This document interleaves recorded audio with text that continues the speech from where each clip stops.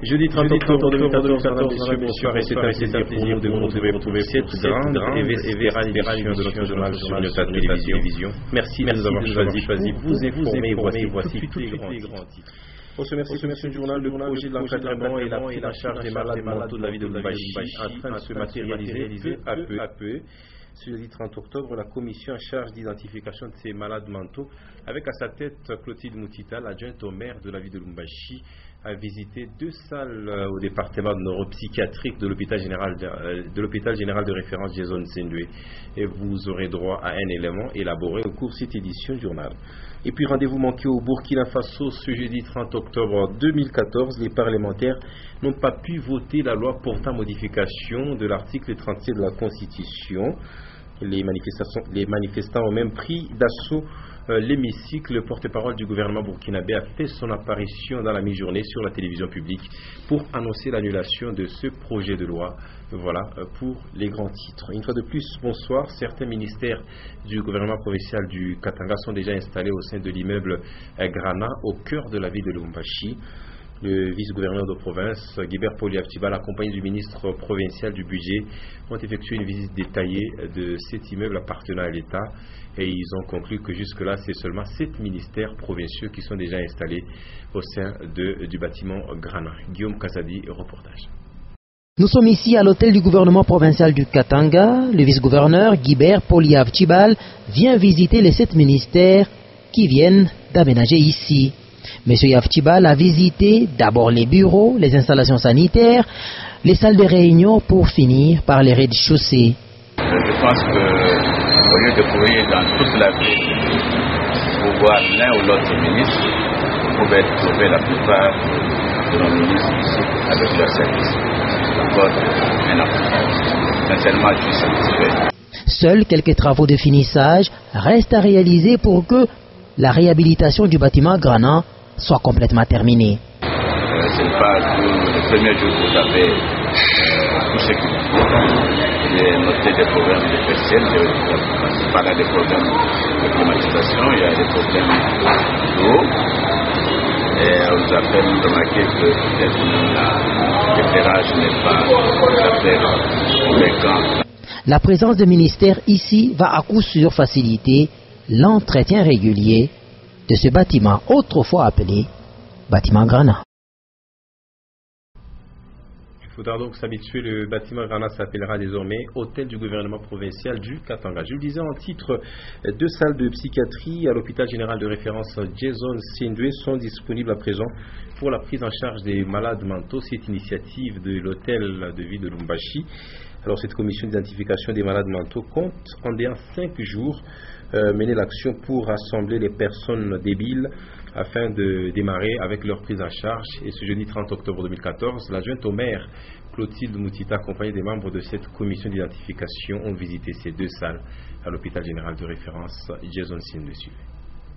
À un jour de la collecte des personnes débiles mentales, les membres de la commission d'identification des malades mentaux a visité 2 salles de psychiatrie de l'hôpital Jason Sendwe. Conduit par le médecin directeur de l'hôpital, le docteur Mouelois, la présidente de la commission, Clotilde Moutita Kalunga, et toute sa suite ont fait la ronde des salles disponibles pour accueillir les malades mentaux. Au terme de la visite, le maire adjoint de Lubumbashi a présidé la séance de travail relative à l'état des lieux du cadre d'accueil qui sera équipé des matelas. Le docteur directeur de l'hôpital a émis quelques vœux liés à l'alimentation des malades, à la promiscuité de 2 salles, hommes et femmes, et à la disponibilisation des médicaments spécialisés. nous allons les appréhender, nous n'allons pas les arrêter, nous allons les appréhender, les services est déjà mis à l'œuvre, donc ce sera l'opération qui sera lancée déjà demain. Nous sommes venus pour la reconnaissance du lieu et de l'autre côté, là où se passera les prix aussi, c'est au niveau du centre de rééducation. À ce jour, la psychiatrie n'a que 6 infirmiers et 4 médecins. Néanmoins, la commission pourra recourir au personnel soignant d'autres institutions hospitalières de la place si le nombre des malades augmente. Et puis, célébration ce jeudi 30 octobre 2014 de la journée mondiale de la vie. Alors, la vie, avoir droit à la vie concerne les êtres humains et les animaux qui ont besoin d'être nourris, encadrés, aimés, protégés par la loi ainsi que par les autorités. Alors, pendant qu'on célèbre aujourd'hui la journée mondiale de la vie, les droits des humains ainsi que celui des autres êtres vivants comme les animaux ne sont toujours pas respectés. Un constat de Jean-Paul Malimbangouej dans cet élément de reportage rendu par Antoine Roger-Mbouy.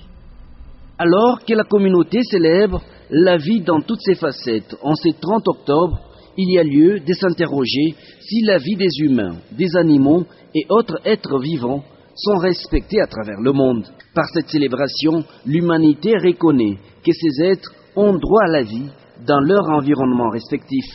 Outre les humains, le droit et obligation des animaux sont non seulement menacés, mais aussi bafoués. Tout abattage d'un animal sans motif constitue un crime selon la loi et mérite une réparation. Un animal qui a droit à la vie, à la protection humaine et du gouvernement devrait être bien traité avec dignité, comme c'est le cas chez les humains. Tous les animaux ont droit à la vie, l'homme y compris.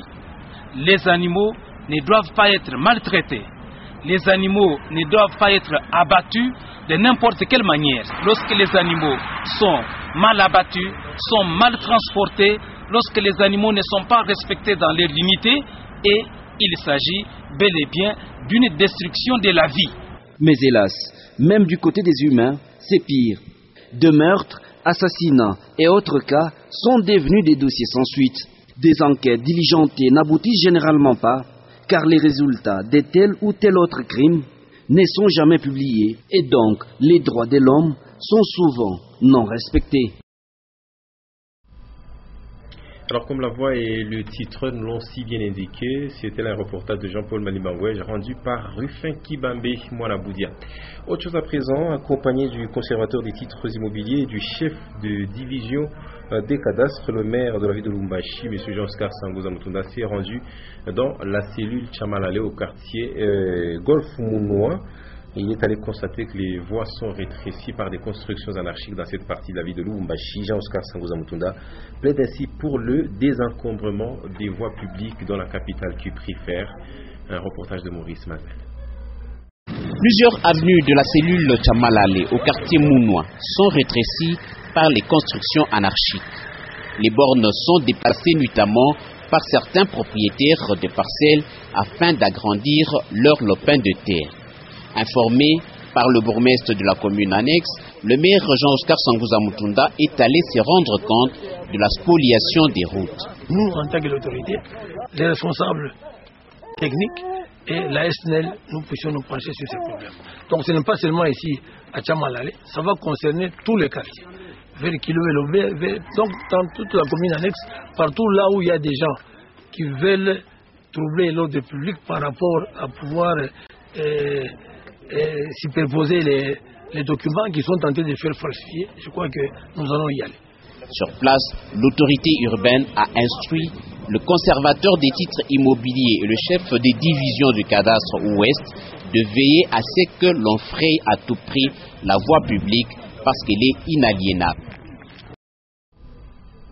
Et parlons à présent de l'enseignement supérieur et universitaire pour dire que dans toutes les 3 universités de la République démocratique du Congo, tout étudiant qui a repris l'année en premier graduat devra prendre l'inscription pour l'année suivante et passer au test d'orientation au même titre que les nouveaux diplômés ayant obtenu moins de 60%. Selon le professeur Christian Kundamutoke de l'université de Lubumbashi, cette mesure est bénéfique et aux apprenants qui peuvent avoir la chance d'être réorientés dans les filières selon le niveau des points obtenus. Un reportage signé une fois de plus Jean-Paul Manibangoué, rendu cette fois-ci par Janine Mbouch. Contrairement aux années précédentes, les étudiants de l'université de Lubumbashi qui n'auront pas satisfait en premier graduat seront soumis à des démarches s'ils désirent poursuivre leurs études. Ils doivent d'abord se faire inscrire et ensuite passer le test d'orientation comme les nouveaux diplômés. Cette mesure émane du ministère de l'Enseignement supérieur et universitaire. Tous les répétants, pour reprendre l'année à l'université, si vous me le permettez, passent par le test. Depuis que cette instruction a été donnée à toutes les institutions d'enseignement supérieur universitaire, on ne reprend pas l'année comme par le passé. Vous avez échoué et puis l'année suivante, vous revenez dans la même promotion sans passer par le test. Tout celui qui fait 0 au test d'admission ne sera pas pris par l'université de Lubumbashi. Tous ceux qui reprennent l'année repassent le test. Pour la faculté des polytechniques, même ceux qui ont obtenu plus de 60% seront soumis au test d'orientation. Et le rendez-vous de la semaine minière au Katanga ne pouvait pas passer inaperçu pour MMG Kinsévéré. Mining Mineral Group y a également participé jusqu'à la clôture hier mercredi 29 octobre 2014. Et ce qu'il faut retenir de l'exposé de MMG est que cette société d'exploitation minière œuvrant au Katanga est l'une des rares sociétés minières à respecter les normes environnementales dans ce domaine. Edouard Campou nous en dit long dans cet élément de reportage. Tous les villages du secteur de Bukanda, dans le territoire de Kipushi, district du Haut-Katanga, ont bénéficié des œuvres de MMG, Mining Mineral Group Kinsévéré.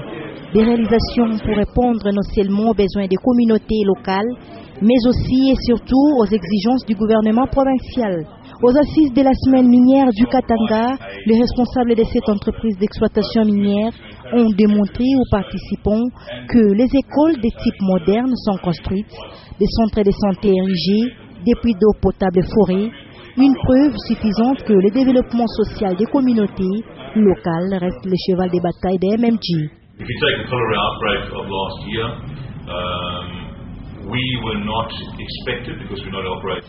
Si vous prenez le chiffre d'affaires de l'année dernière, on ne s'attendait pas à voir notre contribution, vu qu'on n'opérait pas encore dans la zone des Kolwezi. En tant que grande entreprise d'exploitation minière, nous avons pris nos responsabilités en décidant de comprendre les besoins de la région pour venir en aide à la communauté locale.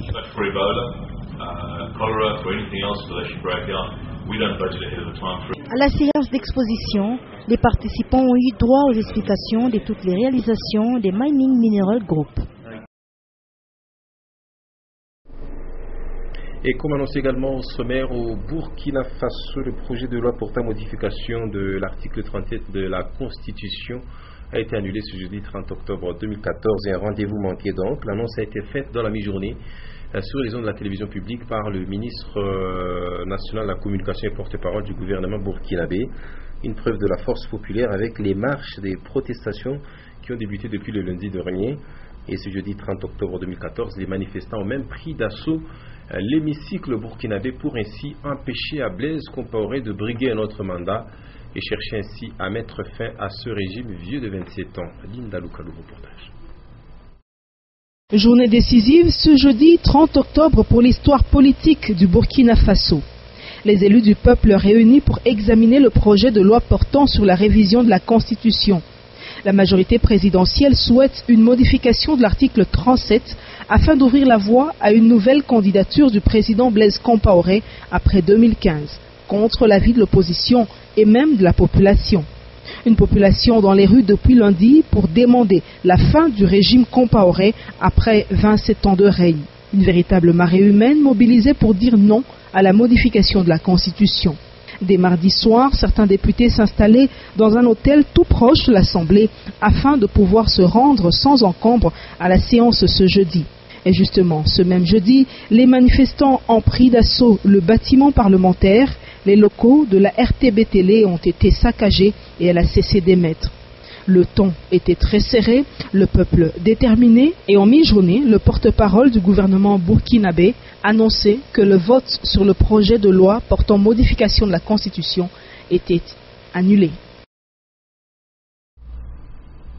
Voilà, et on va à présent réfléchir ensemble. Et si jamais le nombre de votants n'atteignait pas la majorité absolue à l'Assemblée nationale du Burkina Faso afin d'adopter la modification de l'article 37, cette nouvelle disposition sera soumise au référendum, ce qui ne sera pas du tout facile pour le président Blaise Compaoré. Alors certains analystes pensent que si le président Compaoré parvient à briguer un autre mandat, cela pourra influer sur l'attitude des autres présidents africains. Voici donc cette analyse au micro de Janine Moutou. Quand je dis ça ne me surprend pas, lorsque vous comptez en Afrique, ça fait le 12e chef d'État qui modifie la Constitution. Lorsque vous partez des années 90, l'année de démocratisation après la conférence de Bonn, c'est le 12e chef d'État qui va, disons, modifier la Constitution à sa faveur. Donc ça ne me surprend pas. C'est une pratique. Oui, ça peut influencer puisque ce sera un fait de contagion. C'est aujourd'hui le Burkina Faso, demain ce sera un autre pays qui va chercher aussi à modifier la Constitution. Alors c'est le nombre de ceux qui vont voter ces changements-là qui va déterminer soit on va disons modifier la Constitution par voie référendaire, c'est-à-dire soumettre à la population disons la loi pour que celle-ci puisse se prononcer. Donc c'est lorsque ceux qui vont voter aujourd'hui n'atteignent pas donc la majorité absolue. Mais si c'est par une majorité absolue, eh bien, la loi sera modifiée immédiatement au niveau du Parlement, ce qui est facile pour le président burkinabé. Mais si on n'atteignait pas le... Et dans les cas où ça passait? Non, ça va passer, puisque... Et puis juste à côté de chez nous, vous le savez peut-être, depuis 48 heures maintenant, la République zambienne est orpheline. Michael Sata, le président de cette République, est décédé à Londres à l'âge de 77 ans. Et il faut dire que c'est un vieux routier en politique dans la République zambienne. Il a travaillé en tant que ministre d'abord avec le patriarche Kenneth Kaunda. Il a aussi été ministre sous le règne de Frédéric Chiluba et c'était un opposant historique qui luttait pour le bien-être des plus démunis. Son portrait dans cet élément signé Célestin Mougaza. Michael Sata Chilufya a usé de sa patience pour accéder à la magistrature suprême de son pays, la Zambie. Ce n'est qu'à sa 4e tentative, c'est-à-dire en septembre 2011, qu'il a été finalement élu président de la Zambie avec 45% devant son challenger direct, Rupia Banda. Ancien gouverneur de Lusaka dans les années 1990 et membre du parti politique MDD, Michael Sata Chilufya quitte ce parti politique pour fonder son propre parti politique, le Front Populaire. C'est sous les couleurs de son parti politique qu'il avait présenté sa candidature à la présidence de la République en 2001, 2006, 2008 pour être enfin élu comme magistrat suprême le 23 septembre 2011. Michael Sata Chilufya, surnommé le roi Cobra pour son franc-parler, se définissait comme un social-démocrate. Il se voulait proche des pauvres et militait contre la corruption dans son pays. D'abord, la Zambie aux Zambiens, c'est comme cela qu'il définissait le nationalisme, chose qu'il a poussé par exemple à déclarer qu'il ne pouvait jamais consommer l'eau minéralogique conservée en bouteille avant que les Zambiens n'aient accès à l'eau potable. Populiste, Michael Sata Chilufya, proche du Zimbabwéen Robert Mugabe, il a laissé la Zambie après 3 ans, 1 mois et 5 jours de son règne sur la voie d'une croissance économique favorable grâce aux matières premières de son pays. Malade depuis plusieurs mois, âgé de 77 ans, il laisse une veuve et 8 enfants. La constitution zambienne prévoit l'intérim en cas du décès du chef de l'État au vice-président. C'est le vice-président Guy Scott qui assure l'intérim et il a la charge d'organiser les élections présidentielles dans les 90 jours qui suivent le décès du chef de l'État. Voilà, et jusque-là, le corps du vieux Cobra, comme on l'appelle bien en Zambie, n'est pas encore rapatrié. Vous aurez les programmes des obsèques dans nos prochaines interventions.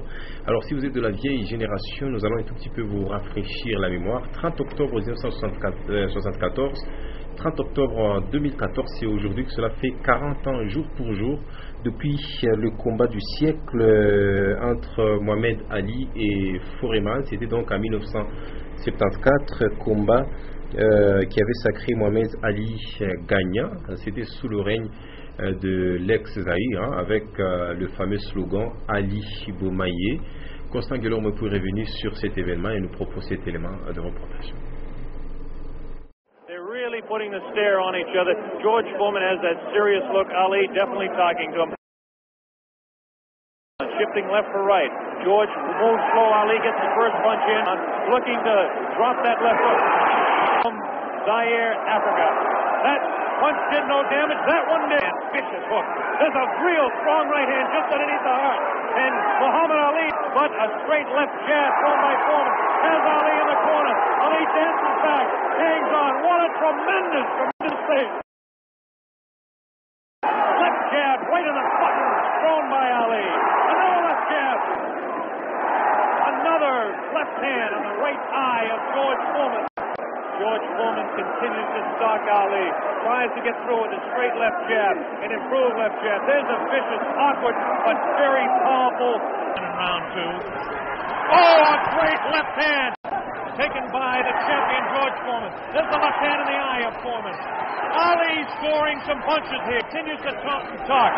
Definitely serious. Tremendous combination by Muhammad Ali. Foreman backing Ali to the rope. There's a vicious left hook to the body. Foreman setting him up against the rope. What a vicious fast combination by Ali. Foreman looks unusually slow with his hands. Look at this now. All of a sudden he opens up across the ring. A right hand lead by Foreman this time. Another right hand. A good right hand by that blow. Vicious right hand now. Round three. Ali showing his domination. Looking for the opportunity. Has a tremendous look of determination. Staggered! Foreman staggered! Definitely! On the referee side. The referee separates the two fighters. There's a vicious left. No real serious damage done. Ali is getting standard. The one left. Round five. This is George Foreman's round all the way. Ali, this is a cruising round for him. Foreman wailing away. Twist left, the combination by Ali. Lands in the head of Foreman. Foreman with that right. Ali throwing it up. Backs up Foreman. Backs it up in his back. Foreman staggered. Foreman tries to left. Ali throws to the right. Foreman gets back to the left. Oh, a great left hand taken on the face of George Foreman. Ali scored 3 in a row that time on that face. These punches are landing, bouncing off the eye of the heavyweight champion of the world, George Foreman. Foreman has his work cut out for him. Foreman looks like, a bit arm-weary until that right hand is trying to set Ali up. Right hand misses. That right hand scored by Ali. Look at these combinations that Ali lands. Straight left and a good right hand taken on the side of the head. Ali's face is not marked. George Foreman gets in a pretty good left to the butt. Punch was hard to see on television, but he did score a pretty good punch inside. There's a good right uppercut. Control him now. Some pretty good heavy right hand. 2, maybe 3 good punches. That punch taken on the glove. That one slips by the left ear. Right hand by Foreman was not effective to let the man punch himself out. 30 seconds left in round 8. Very even fight. Ali, a sneaky right hand. Another sneaky right hand. This time he works over the shoulder of Foreman. This is a combination.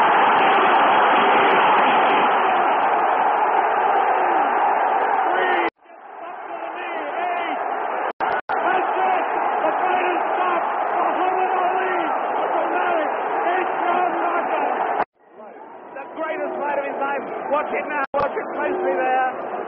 He'd been taking it easy and then suddenly the moment came. Watch it. And that was no phantom. That was no phantom punch. And he's down and out. Definitely was not a phantom. Muhammad Ali has done it. The great man has done it.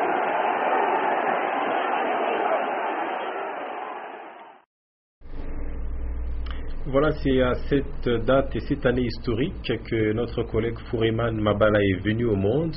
et ses parents ont jugé utile de lui donner le nom de Foreman. Il est donc en train de célébrer aujourd'hui son 40e anniversaire. Heureux anniversaire à lui. Nous lui dédions donc ce journal. C'est par là que s'achève cette édition, mesdames, messieurs. C'était pour nous un plaisir de vous la présenter. Juste après, nous vous aurez droit à une page magazine de MMG Kinshasa en rapport avec sa participation à la semaine minière du Katanga. Mais retenez pour l'essentiel de l'actualité que c'est aujourd'hui que la commission chargée de l'identification des malades mentaux de la ville de Lubumbashi est allée visiter 2 salles psychiatriques à l'hôpital général de référence Jason Sindou. À la tête de cette commission, Clotilde Moutita, l'adjointe au maire. Et puis on est parti au Burkina Faso où il y a eu un rendez-vous manqué. La loi portant modification de l'article 37 de la Constitution n'a pas eu lieu. Les manifestants ont tout simplement pris d'assaut l'hémicycle. Et le ministre de la Communication burkinabé est passé sur les antennes de la télévision nationale pour annoncer l'annulation de ce projet de loi. Fin complète cette édition.